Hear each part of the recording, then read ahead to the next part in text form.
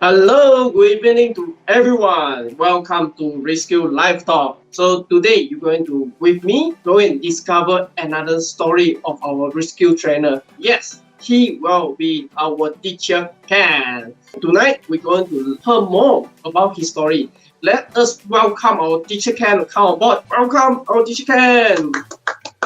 Hello, hi, good evening, everyone. Members of the audience, I hope that everyone is feeling very good today. Let's go to the first round. I also want to know about Teacher Ken more because I know that Teacher Ken joined us like in the last year, December, and his class will be starting on the January itself. So let us go to our first part is, may I know your family background? How many siblings you have? Are you the eldest? This is also what I'm wondering. Absolutely. Okay, thank you very much, Ken. All right, now, I am the oldest. I'm the oldest son out of 4 children, and I actually have 3 sisters. I have 3 sisters. Wow. Yes, the youngest 2 sisters are twins, but they're not identical. That means they don't look the same. Just like Surin. Surin also have one twins nephew. Also is a twins, but they are not identical. You can see they don't look the same, yeah? Okay, yes. An interesting fact, which I am very lucky, all 4 of my grandparents are still around. Yes. Wow, that's very good. Yes. I hope they can stay longer until the day you become more successful. that day will never come because we will all become more and more successful together, right, Ken? Me and you, and everyone in the audience. Yeah. Thank you for your compliment. And of course, but today, besides you're the eldest, okay? So, otherwise, that for your family background, yeah, your parents also there. Are you living with your parents together in KL? So we are very, very lucky. Actually, we have 2 houses next to each other. Me and my 2 sons, we are living in one house. My parents, my sisters are living in the house next door. So we built a little bridge. Yeah, we built a little bridge so that we can go over and visit my parents whenever we want. Wow, so you have 2 sons. So by the way, being the eldest, I think also a very big responsibility. And may I know that upon this, why do you accept our invitation to come for today's live talk? Because let me tell you, Ken, my life journey is not easy. To get to where I am today and to get to where I want to be in the future, I had to go through a lot of difficulty and challenges. So nowadays, when I see a lot of people who are suffering or maybe they have a bit of pain and they become very demotivated, I want to tell them that, hey, don't worry about it. You're not alone, right? There's a reason all this is happening to you. And maybe through my story, we can talk about it a bit. We can exchange ideas. You can tell me about your story as well, members of the audience. And I'll let you know what I think. Yep. Okay. Since you already joined our ReSkill, may I know what do you think about ReSkill? Oh, I think the ReSkills is fantastic actually. Yeah, it's a great way to go and connect people to quality trainers at very reasonable rates, as well as very flexible and very I think on live training is excellent.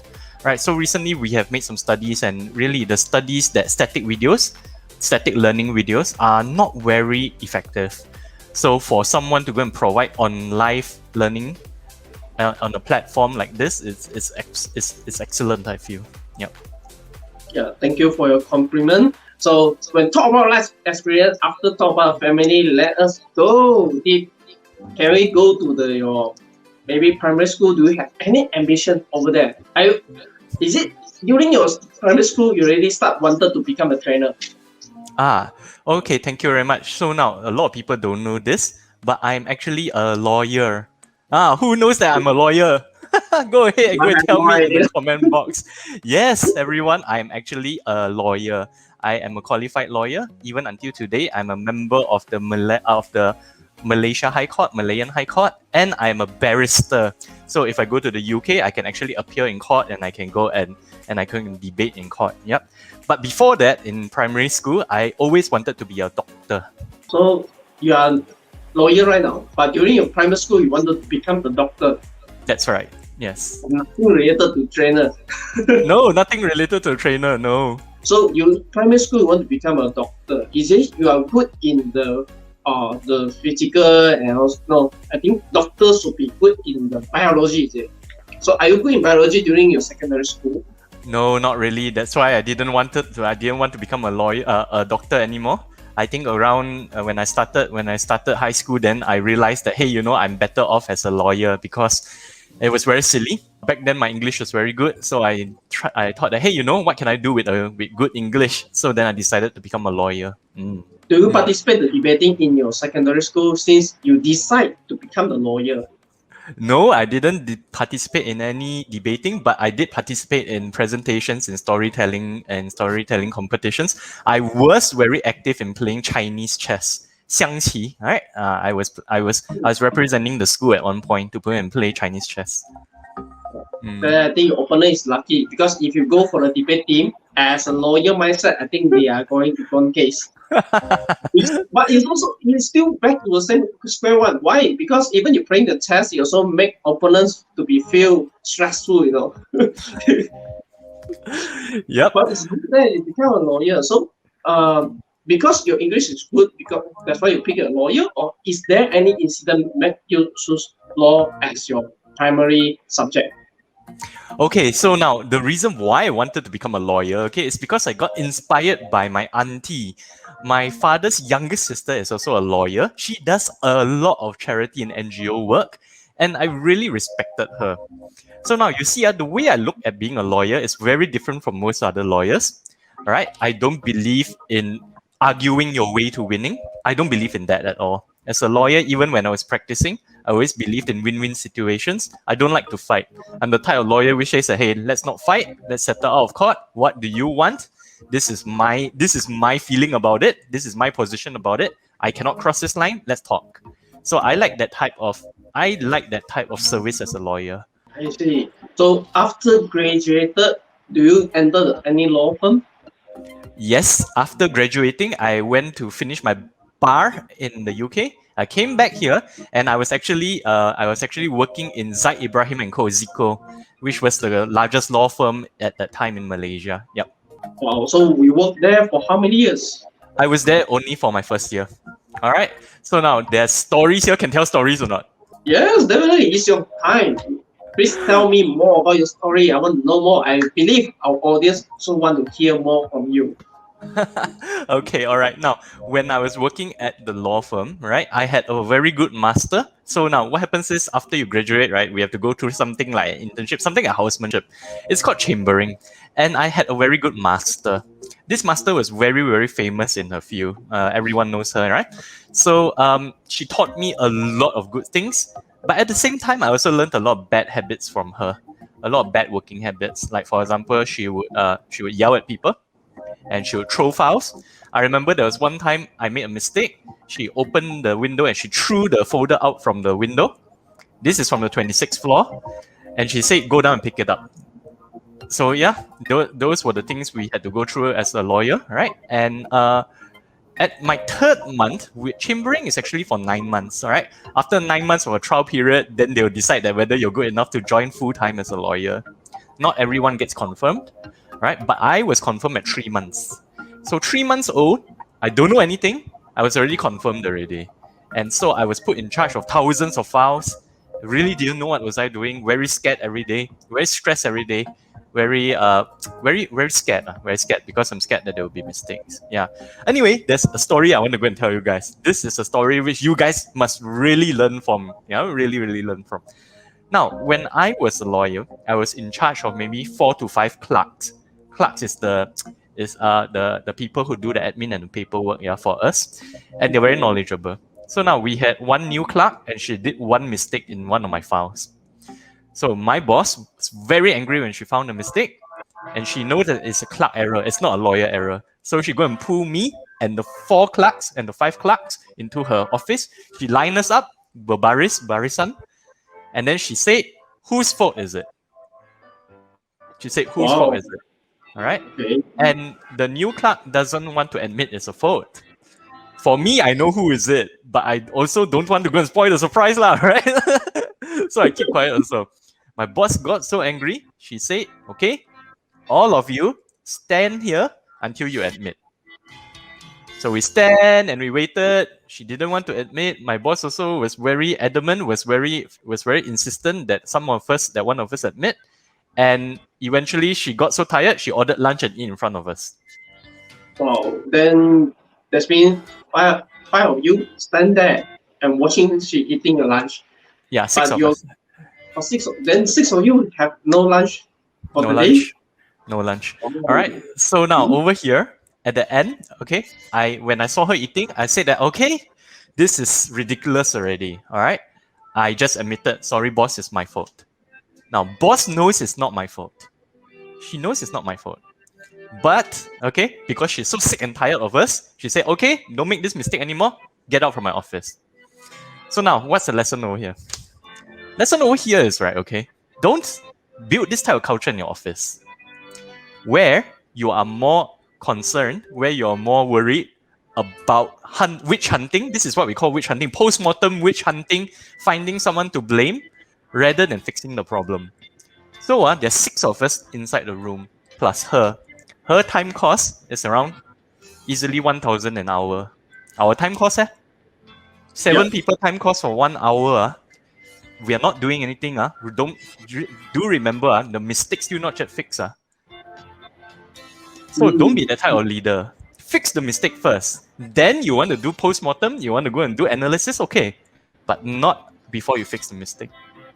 Yeah, great lesson to learn from our teacher Ken life experience. But of course, so after the incident, do you talk to the new girl who made a mistake? I don't need to. I didn't need to because she already got punished already. And she knows what she did wrong. She was experienced. She just made a mistake. Just a human mistake that can be happen from time to time. That's right. Yes, Her yes, mistake is not admitting lah. I agree as to you with you. Okay, so then for this part, yeah, you mentioned that after 3 month confirmation, so you are the become a leader in this company to lead 5 clerk at the same That's time. right. Then That's right. you work for 9 months. Yep, Continue. correct. I finished my 9 months. I got a job somewhere else and I left law for good already. Ever since then, I never been back to law already. Okay. So is it after the 12 months in the law firm, do you still continue with a law firm, No, the next job? no more No. already. I left law Oh, forever. Yep. okay. Do you go to the court as a lawyer to protect your client? Yep, I've been to court a number of times, maybe 2, 3 times. Yep. But besides that, I'm the type of lawyer which says that no, let's settle out lah. Let's talk. I don't want to spoil the relationship for my client and your client. So let's try to settle it peacefully. So I try to avoid court. Court is very expensive. Court is very expensive and very time consuming. So try not to go to court. So it will be better that we settle outside of the court. That's what I If feel, they yes. I Yep. see. So I think audience now you heard our teacher can. If can try avoid to go to court, settle it and at your comfort zone will do. Okay. That's right. So try this. And back to the story. After 12 months, where do you go? Why you not at the law firm anymore? Then after the 12 months, I went into investment banking. I joined my first investment bank, Huang DBS Investment Bank. Yep. Wow. So Mm. you want to become a doctor, then become the lawyer. Next, you go to investment, which is a finance area, and Yep. isn't I can say nothing related to what you study so far. Nothing related to what I studied so far. And I didn't go into investment banking as a law guy. I went into corporate finance, that means doing finance and investments. Wow. So yeah, it was not easy for a lawyer to get into investment banking because back then, okay, even today, they prefer to go and hire accountants, finance graduates, right? They don't really hire lawyers because I don't know how to count, right? But accountants, they already know how to read financial statements. They already know how to do investment reports. What's it called? Fact sheets, all of these. But I didn't know. So I remember really going to many, many, many investment banks and interviewing, and they all rejected me. They all rejected me. Only one investment bank could see my value, and that Okay. was Huang DBS Investment Bank, which is a Singaporean partly owned bank. My question is, if let's say you're from a law firm and you mentioned that you have been applied so many banks, but they rejected you. What made you proceed to get this job? What made me persist to get this job? Yes, because if Well, mm, many banks rejected you, but why you still keep on trying without give up? you are the first person who asked me this, and this is a very good question. You know J.K. Rowling, who wrote Harry Potter, Yes. right? So now, apparently, she had to go through 12 publishers, 12 publishers who rejected her before she finally got the book deal on the 13th number 13 publisher. So now, me and you, right, we are not people who give up easily. But I think that after 5, 6 times of getting rejected, we would have give up already, I don't think we Yes. can reach 10 times, Maybe at 10 Yes. times, we will start to go and think that, wow, maybe something's wrong with my book already. Maybe cannot sell, this book. But she persisted. And finally, at the 13th time, she did it. So now, when you ask me this question, right, why did I continue to interview, even though people were telling me in the interview, wow, you have no idea what you're talking about. You're not suitable for our company. Go back and study, then come back or something like that. And I still continued. Well, I think it was because I knew I could do it. I knew that I'm a fast learner and I had confidence in myself. I was still young, right? I was still young. So I realized that interviewing, no harm, no, don't need to pay money to interview, right? Just go and try and get more experience. And so eventually I learned that the reason I was getting rejected is not because of my law background, it's because I wasn't prepared for interviews. And that's also another big reason why I'm teaching interview skills at ReSkills today, right? I realized that interview skills is really much more important than your paper. How you speak, the questions you answer, the preparation you do is very important. So then I really study Huang DBS and what they do. And yeah, at the end I got in. I really got in. Yeah. Now I know the reason why you can talk about the interview skill, even talk about the interviewer's point of Yes. view. So Yes. accurate. Yes, This is correct. based on your real experience. So Yes, if correct. you guys not yet attend our teacher can interview skill or even the interviewer something the interview the resume writing, yes, resume writing and interview skill, you should pay some time and not if our teacher can this class, because if you attend it definitely you will begin something. Okay. I also attend for twice. Yeah, for both classes, it's very amazing because you will never know how come with this simple skill you can easily get your dream job. Yes, Yeah. correct. Mm. I think most people, their paper, their results is enough to get the job, but they don't write properly, or they don't speak properly during the interview, or they answer wrong things, or they answer things which the interviewer doesn't want to hear. Then they just lose that opportunity. So no, just come to an interview class with ReSkills, right, and learn to do it the proper way. So that's why you have so much of interview skill knowledge over here. But after you join the investment bank, how many years you work with them? Oh, I was in investment banking for a very long time. I was there for 6, 7 years. All right, I was there for 6, 7 years, and yeah, wow, story time. Yeah, story time. Story time. Okay, two stories here. The first one is a small story. Okay, so now in Huang DBS Investment Bank, all right, we as one team of us, we left the bank as a team because we wanted to go somewhere else and we wanted a new change of scenery. All right, we were not the maybe we had a difference of opinion, so we wanted to go to a different place. So we went to this bank. You all would have heard of it. It's called Affin Bank, Affin Investment Bank. All right. Now, within 2 months after going to Affin Investment Bank, Affin Investment Bank bought Huang DBS Investment Bank. So all our old colleagues became our new colleagues again. And it's like, oh, you guys again, trying to run also cannot run. So you all join back together. Yes. Yes, because Affin was very kind. When they bought over Huang DBS, they didn't release anyone. They didn't sack anyone, right? They didn't fire anyone. They just absorbed everyone. So like, wow, Oh, now we're colleagues again. Yes. So so that's a both funny. so everyone is at the same department again. Yes, correct. In the same department again. Then we're like, 走都走唔甩啊！ It's like it sounds like when you try away to run away from something, but the things keep on coming back to you. Yes, correct. But anyway, okay, what during my time at Affin Huang, I did so many jobs. I did so many huge deals.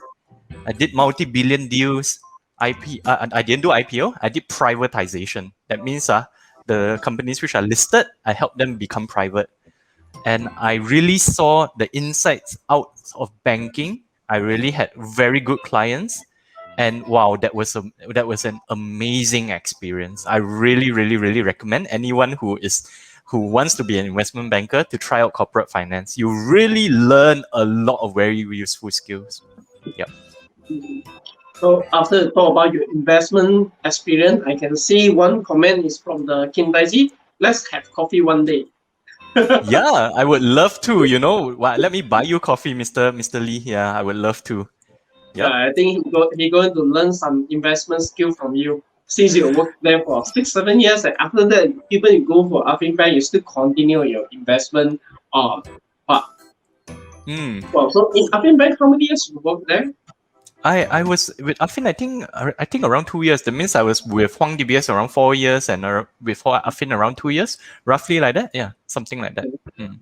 That in this period, I will believe that for financing or for investment, of course, you have to educate your client. Do you do any like webinar or any investment talk in front of people, of your client or your bank client? Yes. No, I didn't. I was in charge of execution. So what this means is that my colleagues, all right, they will go out. They're the marketing and the salespeople. So they'll go out and go and get the job done, right? Then they'll come back and say, okay, Kian, now you're going to do this project. So then I have to go and do the project. Maybe, for example, okay, now what we do is that, this is quite interesting to educate everyone, okay? All right, so now what we do in corporate finance is that we help people raise money. So now let's say our company wants to go to the next level. We need, let's say, 30 million. Where do we get 30 million from? We have to go and find investors, or we have to go and borrow from the bank, right? So what we do is we will be in charge of finding that 30 million, either through IPO or through selling shares or through arranging for bank loans. So we help them find the money.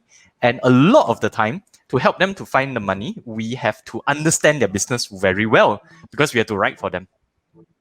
Right? We have to write for them. We have to come up with the prospectus. We have to come up with the circulars.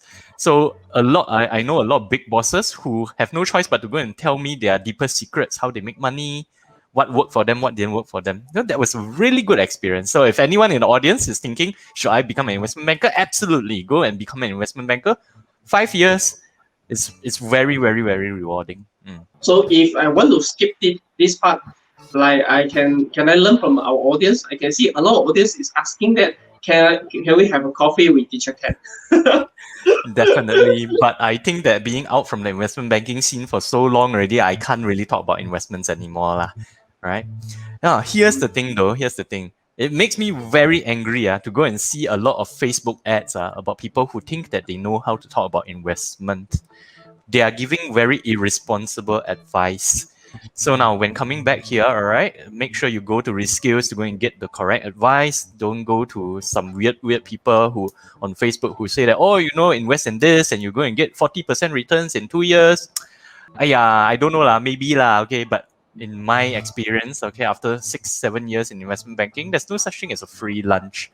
So just be very careful. Get educated over here in ReSkills first before you put your money into anything. So I do agree with teacher Ken as well. So which means that we have to invest our knowledge before we go to invest in the market. Am I correct? Yeah, makes sense. Correct. Yes. Now I also get it. So start invest in your knowledge. Then we can, like teacher Ken, become so knowledgeable to invest in the market. But of course, until now, I never heard about you are closest to the trainer part, not even a speaker. Because you're lawyer, nothing related to speaking.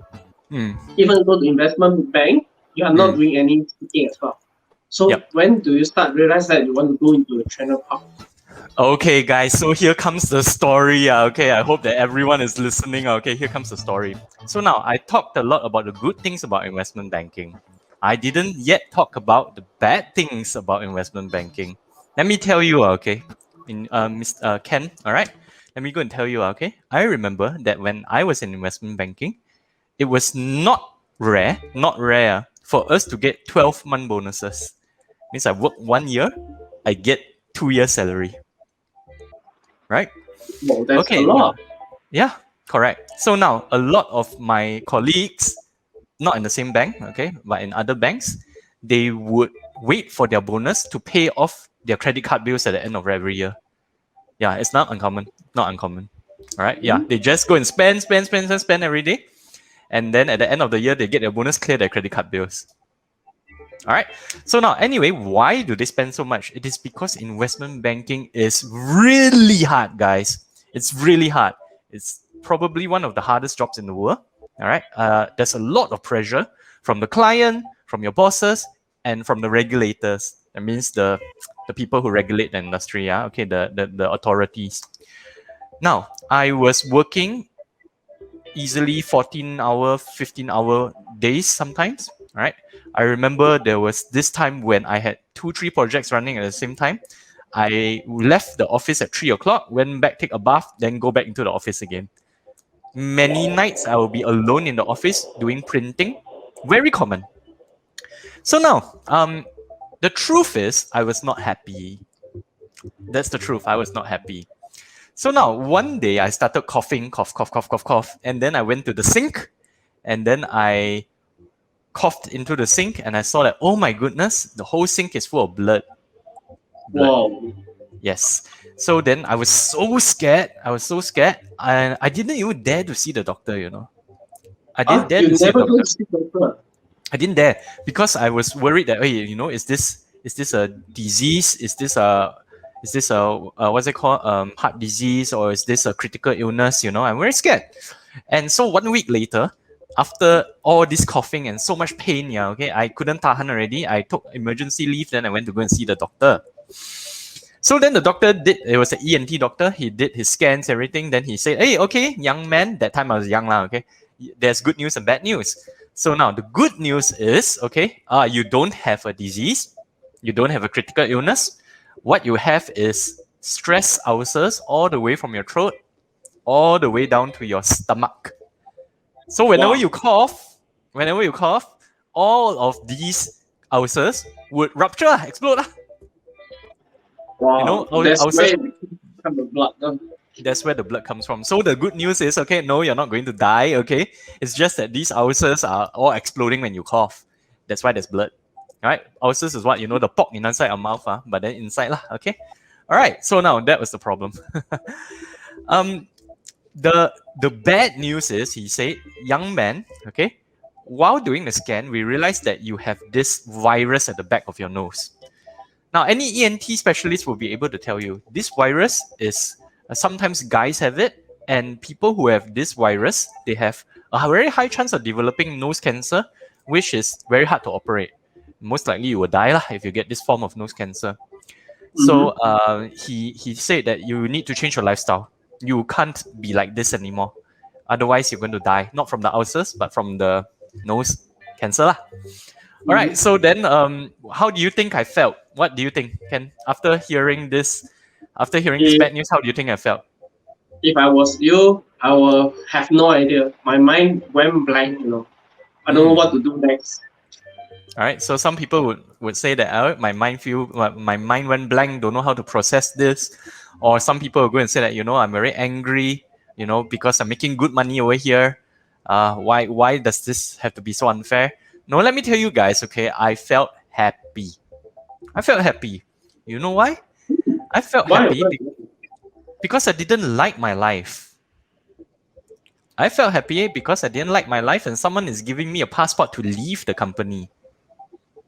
See, if I left the company, okay, people, my parents, okay, or my friends, back then I was married, my wife would go and say, yeah, why are you resigning? You have a good job.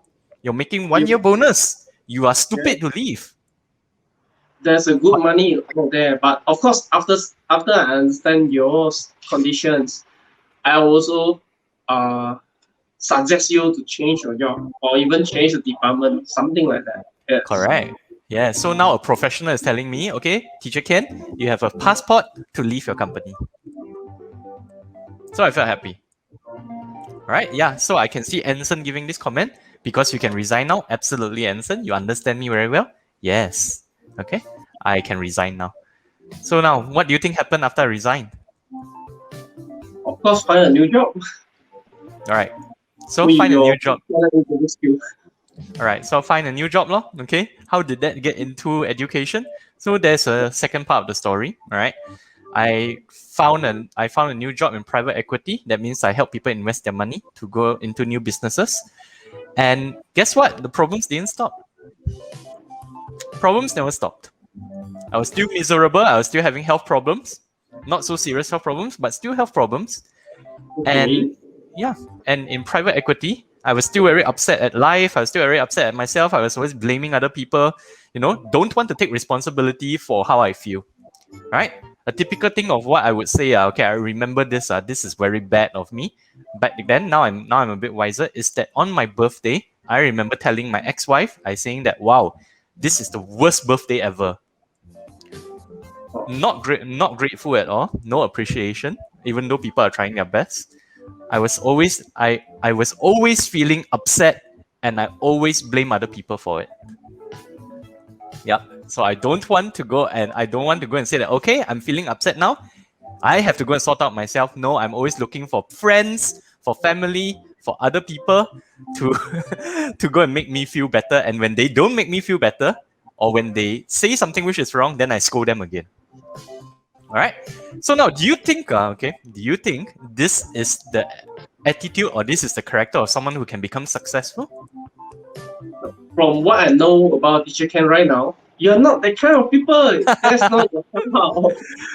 All right. So now here's the story. Hi, Michelle. Hi, guys. Okay.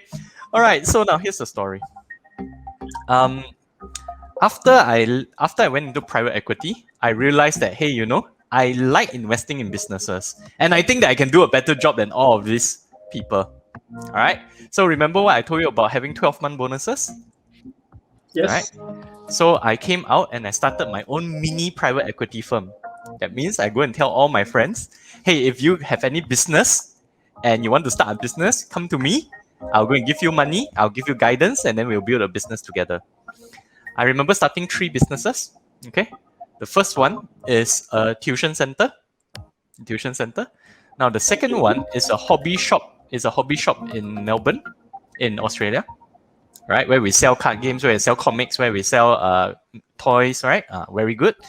And then the last one was a dairy cow business. So me and my partners together, we put in 800,000 to invest in a dairy cow business. Now, what does a dairy cow business do? Basically, we take orders from Malaysian farmers who want to have cows to make milk, right? And then we'll go to Thailand and go and buy the cows and go and sell them to the people back here, to the farmers back here. So now that was a very good business. Why? Number one, margins high. All right, we buy the cows for cheap. We sell it for a reasonable price over here. We make a lot of money. Now, number two, most importantly, we're helping a lot of poor people. We're helping poor people make passive income from milking their cows. We're helping poor farmers, and normally they get a lot of money from selling the milk. Okay, so now here's the problem. Okay, 3 businesses. Tuition center doesn't need a lot of capital, as you can imagine. All right. The Melbourne shop also doesn't need a lot of money, okay? Just need some money to go and set up the shop and buy the stock. Right, that's fine. Now the cow business, okay, because it was so good, we put in a lot of money. And whenever we make money, we will go and take all the money and go and invest into the next round of cows. Make a lot of money. So now the problem is this, and this is something which everyone needs to hear. This is super duper important, okay? If there are any SOP trainers, standard operating protocol trainers in ReSkills, you must go to that training. Why? Because for this dairy cow business, which we all were involved in, okay, we didn't follow SOPs. There was one time my partner was so busy, he didn't go and select the cows himself. You're supposed to go and select cows from different farms, right? Then kumpul all the cows, put them in the quarantine farm, then only can go and ship them back to Malaysia. Okay? So now, my partner, he didn't follow SOP. He was so busy, he asked a local Thai partner to go and select the cows. This local Thai farmer, he screwed us.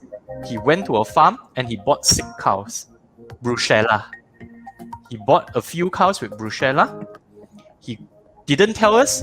Straight away, 200 plus cows go into the same quarantine farm. Wow. Many got sick. Many got sick together because they're all together. So many of our cows got sick with Brucella. We said to the Thai government, okay, please let us heal them of the Brucella. Then we can go and send them back to Malaysia. Okay? But Thai government don't allow. Why? All need to cull. That's their procedure. Cull means kill the cows. So big problem, Why? Because we have taken the deposits from our customers in Malaysia already. And now we have 0 cows left. So how? So the 200 cow have to just gone like that. Yes. Okay, not all. Some of them can be saved. But when we try to go and sell the cows, no one in Thailand wants to buy the cows because they say that this came from a batch which is sick already. You understand? Yes. And then now we were left with a huge debt because all our customers in Malaysia paid deposit 30% already. So how now? We use all the money to go and pay for the cows already, or die. So yeah, that's how I became a teacher. Nyoji, Ken, I want to say that I became a teacher because I want to help people. I want to say that I became a teacher because I believe in education. No. I became a teacher because I had no money and I needed to survive. So now, during this same time when I was going through this cow failure, right, this business failure, I was going through a divorce also. It was a very difficult time for me. Now, fortunately, okay, I still had the tuition center and I still had the Melbourne business. So now, a little bit sidetrack, okay? How did I become a guru besar? See, I'm an investor and I'm a lawyer and I'm an investment banker. I don't know anything. I don't know anything about being a teacher. So now, when we did our application to go and start a new tuition center, we need to go and appoint a guru besar. Ministry of Education was very strict. They didn't want to go and give out any more tuition center license already. Don't want to give out already. So they were very strict. They give us problems. They say that, no, we don't accept this candidate as your guru besar. Find a better candidate. They rejected, I think, all of my candidates for guru besar position. Now, in the end, they say that, okay, Teacher Ken, not Teacher Ken, back then it's not Teacher Ken, okay, they call me Mr. Pang, okay, and Jack Pang, let me see your CV. And I'm like, wow, why? I'm just an investor. I don't know anything about teaching. I was never in the education system. And they said that, now mind, I know that you're a lawyer, give me a CV. Then she said, wow, your CV is very good. Okay, you are now the guru besar. She didn't say that, do you want to be guru besar or not? She said, you are now the guru besar. And I said, okay, what do I need to do? Training? So go through the Ministry of Education route, how to become a guru besar, and then make me into a guru besar. Now, that piece of paper, right, okay, tuition center license and guru besar license is very valuable because very rare, very hard to go and get in Selangor tuition center license already. So if you go to a tuition center, they don't have a license, they don't have a guru besar, they don't have a board of trustees, right? That one is an illegal tuition center. So then I became a guru besar, and the reason why I started teaching is because I don't have money. I had to start teaching my own students. Then I realized that, hey, maybe I can teach. Maybe I'm good at teaching. I became a guest lecturer at some international schools, like, for example, Chempaka International. Then I realized that, wow, the teachers here are really, really, really good. They're great teachers. And they said that, no, Teacher Ken, you can become a great teacher as well. So I learned from the best. Then I realized that, hey, I want to go and build a career in teaching, but I don't want to teach children. I think that to make a change, I need to go and teach adults. But I didn't know what to teach. So now, there are some members in the audience here today, all right? There are some members in the audience here today. I'm not going to say who wants to become a trainer. They don't know what they want to teach yet. When I took my TTT license, and you can ask Jagan, all right.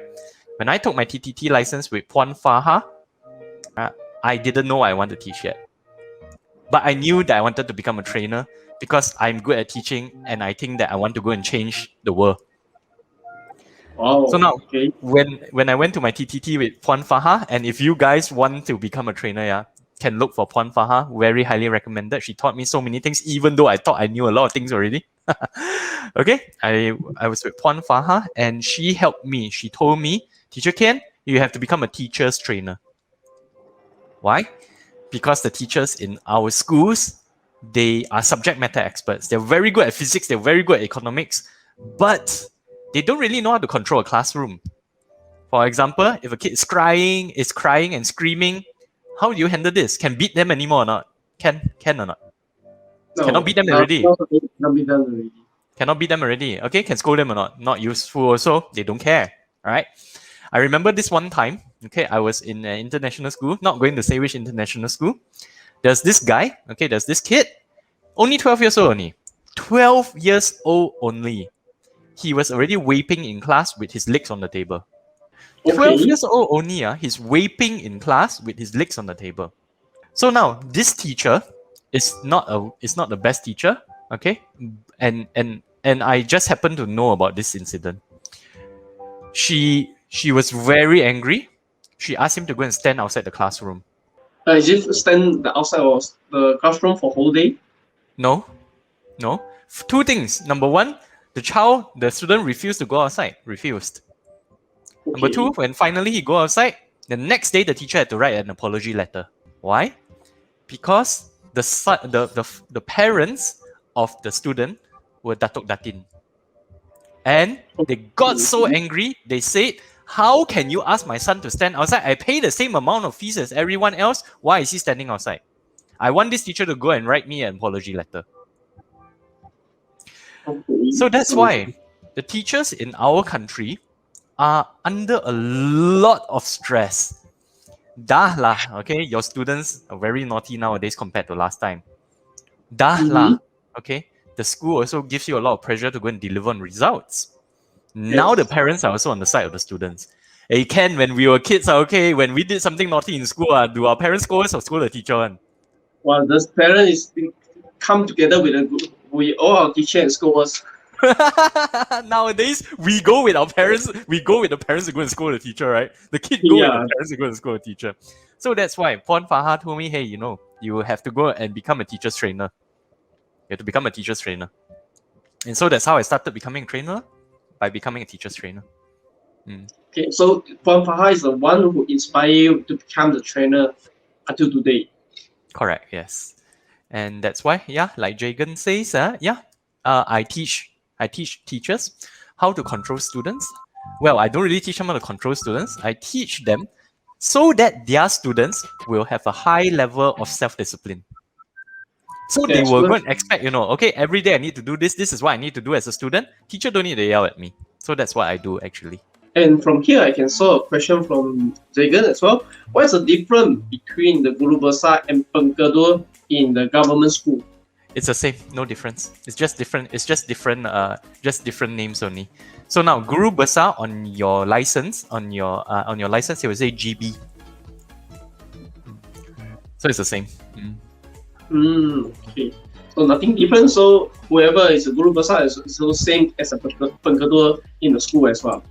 Yes, I that's see. right. Okay. So from here, and of course, to be the trainer, we believe that there's a certain obstacle or some challenges. What is the biggest challenges during your trainer path?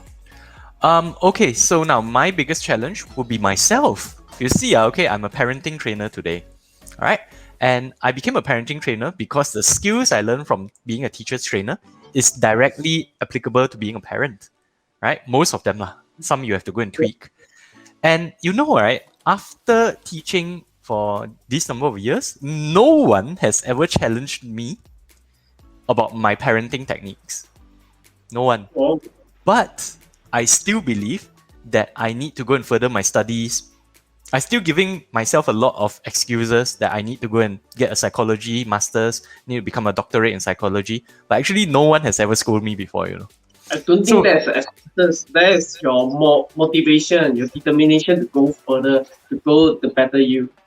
no, no. Now, for example, if I were invited to a 1,000 person event, right, maybe I'll be thinking, hey, you know, am I qualified to do this? Am I qualified to go and speak to all these professionals? But actually, I am. So now here's my message to everyone in the audience, all right? You only have one obstacle as a trainer. You can't say that you don't have money and you cannot become a trainer. No such thing, because you don't need capital to become a trainer. Now you do need knowledge, and go get that knowledge. But at the end of the day, the person which is really the only obstacle is yourself. If you convince yourself that, hey, I cannot talk like Teacher Kean, or you know, I don't have the parenting knowledge, I don't have a psychology degree, then you won't do it. The only thing holding me back is myself. And I think and I believe it's the same for many people. Yeah, I do agree, because only ourselves can stop us to do anything. If talk back your previous experience, like in the investment bank, if the doctor never gave you a permission or a passport to quit your job, I will believe at that moment you never think of quitting your job. So I was thinking about it every day. Is it? I was thinking about it every day. You're also the one who's stopping you to quit your job. Yeah. So I quite agree that yes, the biggest challenge always comes from ourselves. Absolutely. Hey, And you know, wait, okay, that's not to Yes. say that self-confidence, that's not to say that self-confidence can win everything. Okay, you need the knowledge as well, guys. Okay, for example, I cannot go and say, wow, I'm so confident now I can fly this plane, then you become a pilot. Cannot lah, you know, it doesn't work like that lah. All right, you also need the knowledge. But after getting the knowledge, yeah, you better look within yourself and see whether it is your own obstacle. That's what I think lah.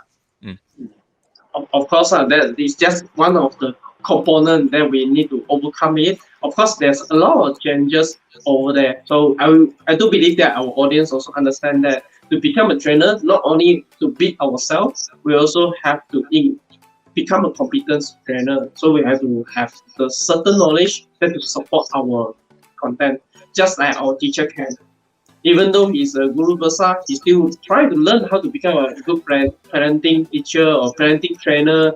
And even after so many years, with his interview skill, he's still sharing around. He don't need to interview anymore. He don't need to go for any interview section anymore. Even don't need, but he's still teaching his skill out for many people. It's just like what he say that he want to use the knowledge to change the world. I do believe that from your sharing, you already changed a lot of people's life. Because I can Thank see from you. the feedback, they are so happy that they join your class. Yes, of course. From here, I also learned a lot from our teacher Ken. It's a great lesson because we never had a chance to go into investment bank and then also invest the thing like you did in the past few years. But of course, now you're a very well-known teacher, a good guru bosa in the industry. And of course, now you also become one of our great skill trainers. It's good. I would love to see you more in our skill platform. And of course, now the time also come to the end. Wow, I say 1 hour is passing so fast. Just now 1 also hour teacher passed so can fast. yeah, just as teacher can mention to me, the 1 hour you know that it passed very fast. For this part, I will never realize until I met with teacher Ken. Thank Because you, of Ken. you, so that's why time passing so fast. Because your stories is so interesting and so attractive. I even imagine if I was you, what I should do. Is it I can do better than you, or I can do as good as you?